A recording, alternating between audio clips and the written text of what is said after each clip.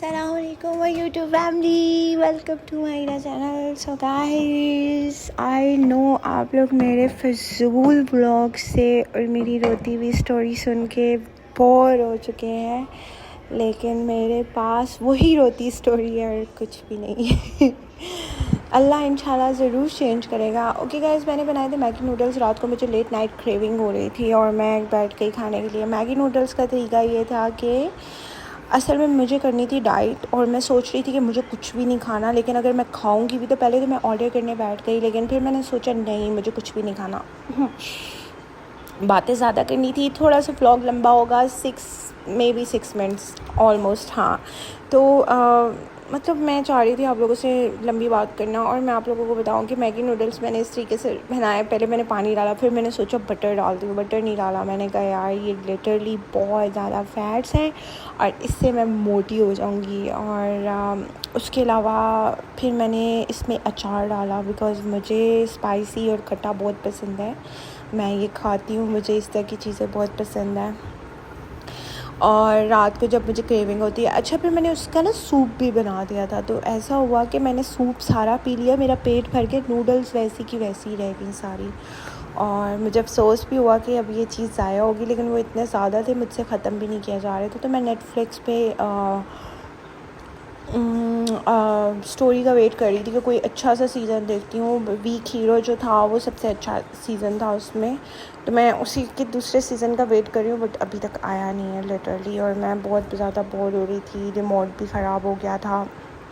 और as you know guys, मैं मतलब इतनी टेंस रहना शुरू हो गई हूँ। मतलब मैं कोशिश करती हूँ कि मैं डिप्रेशन की टैबलेट्स ना खाऊँ, और रात को फिर मैं सोच रही थी मैं खाऊँ या नहीं खाऊँ, मैं खाऊँ या नहीं खाऊँ, लेकिन मैंने डिसाइड किया कि मैं नहीं खाऊँगी। मैं फ़ाइट करूँगी इस चीज़ से, जितना मुझे लोगों ने तोड़ना है, जितना मुझे इवन देन कि मुझे अपनी फैमिली की तरफ से भी कोई टॉर्चर है या मुझे बाहर से भी कोई टॉर्चर है, करने दें। मुझे जितना डिप्रेशन देना है देने दें।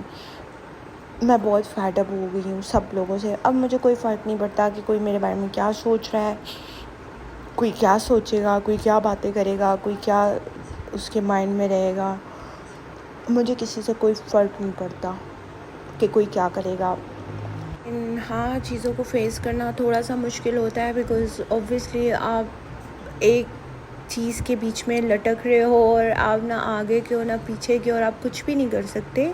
आप ख़ुद को बिल्कुल हेल्पलेस समझ रहे होते हो और आपको कोई रास्ता भी नहीं नज़र आ रहा होता। तो सोचें कि उस इंसान को जब एक चीज़ मुताजगी में और सब चीज़ें सुननी पड़ती हैं, बातें सुननी पड़ती हैं फॉर नो रीज़न, फॉर लोगों के, मतलब सारी सी बात है, जब आपका कहीं और दिल लग जाता है, कहीं और अफेयर्स हो जाते हैं, तो ऑब्वियसली हम उस इंसान को ज़लील करना स्टार्ट कर देते हैं जिसके साथ हम रहते हैं, जिसके साथ हम रिलेशन में होते हैं। तो ये एक बात नेचुरल है, इंसान की फितरत है ये, इसमें कुछ नहीं कर सकते।